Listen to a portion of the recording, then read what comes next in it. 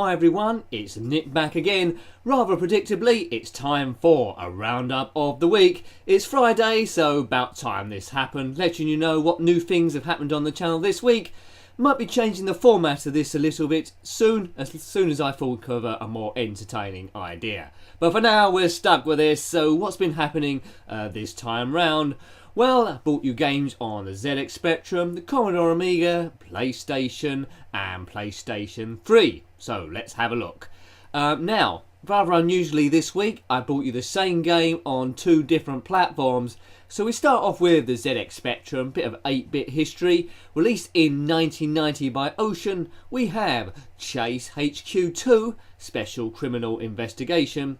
Now this version I show you is on the 128K version of the Spectrum, hence it's got a few extra things to it, in particular the music. Now I never owned this game myself, I played it round a friend's house, so there's a bit of nostalgia there at least. It's not too bad, I quite like it. It's nothing like the arcades, I have to say, but in terms of Spectrum I quite enjoy it. As you predict, like a lot of racing games on the Spectrum, they fully use the 8-colour set, so you're riding on a purple road and suddenly it changes to white. But it plays quite well, it's not too bad, you can play a bit there, quite entertaining, so they've done pretty well on that, I'd have to say. Hopefully, to the side of me there's some more moving pictures, which I worked out how to do last week, which will accompany me as I'm saying this. If you want to click on any of the links, of course, that brings you to the whole review I made of the game, and it will open in a separate window. So if you want to pause this and then watch the video, you're more than welcome. Do what you want, this is YouTube. Okay, so yes, and then we brought you, also released in 1990, again by Ocean, wouldn't expect anything else, Chase HQ2, Special Criminal Investigation. I bet you didn't think I was going to say that. Well, maybe you did. Maybe I'm being a little bit sarcastic. This version of the game is a little bit nearer the arcades, nothing like the Spectrum version, but that's both seem like different games. The main difference with Chase HQ2 over the first one, of course, is it's a lot more exciting. Now, in the first game, you just bashed into the criminals you were chasing to try and disable their car. This time you got a gun and you shoot things. In the Amiga version you wear a nice red suit as well in the cutscenes and have a nice blonde perm.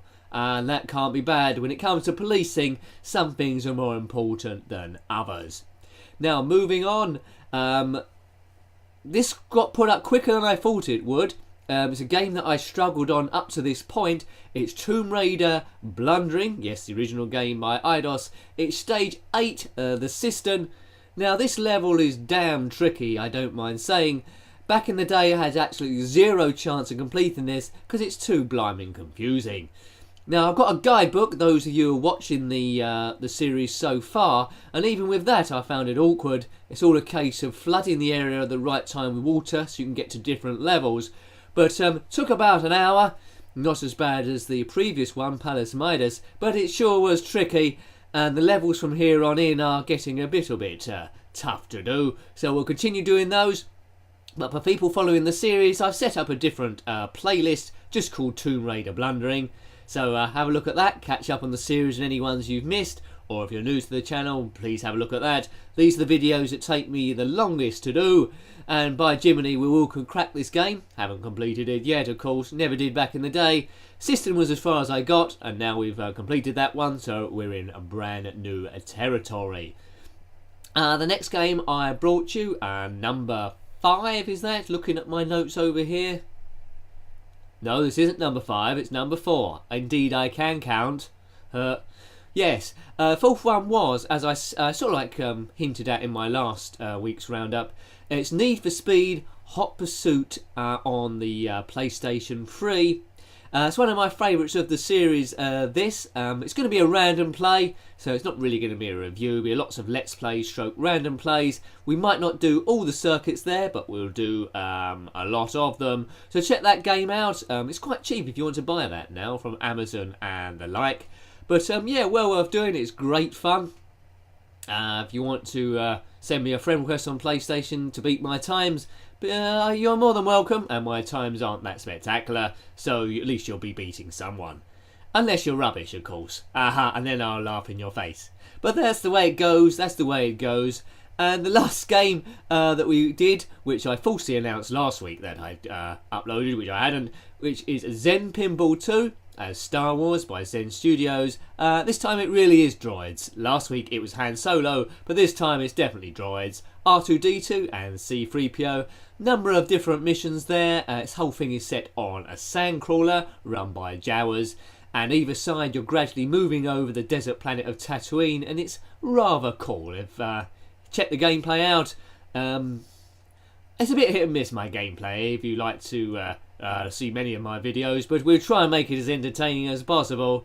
So that's pretty much been it this week. I'm trying to keep these brief, but unsuccessfully, because I keep jabbering on and on and on. Please comment below if there's any games you'd like me to review, and I'll see if I've got them. I haven't always. I often haven't got them. I got very few games modern. I got more retro games, really.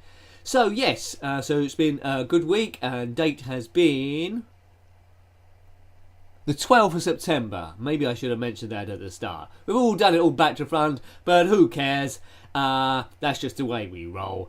So yeah, hope you have a good next week. Have a good weekend if you're watching this live. And until next time, wrong arm. I used to do that at the beginning. I'm not learning. Until next time then, goodbye. Goodbye.